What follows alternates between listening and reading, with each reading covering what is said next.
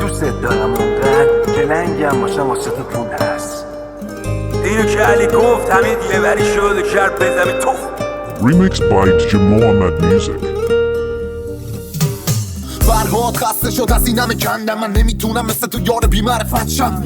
داره واسه تو باز میزنه نفسم، سرما و گرد و غبارو میبره هستن. قلبم با سر به لب تو حرکت کرد، به هد اسم پیش رو دادم لب جدول. واقعی موندی و دیدی واقعی و جبم، بگو این همه که اومدن واسه چی رفتن. شاید اونا گیرندن و پی شاخه بینندن، انگشتای بی برکت تو ساده میبخشن. هیچ دمی نبریدی از عاشقی کردن، تنها بهم دادی ولی برا بازی کردم. منم تو دل کوتاشتم برات پناهگاه میکردم. وقتی دیدم تو جهان امروز سر آزادی بعد از بعضی گوشا نمیشنون و تو قرارداد چرنن سخته که بدون لرزشی سر پا بجنگم.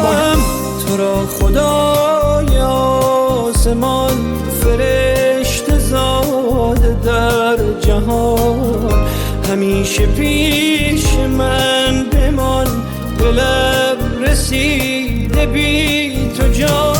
دوست دارم اونقدر که لنگم باشم واسه تو پول هست. کسخلت هم عجیب، سلامتی در کل سنتی. احترام تو خیلی واجبه، خیلی میخوامت، خیلی راجبت. فکرم درگیر میشه روزو، شدی یه پا عزیز دل بی معامله.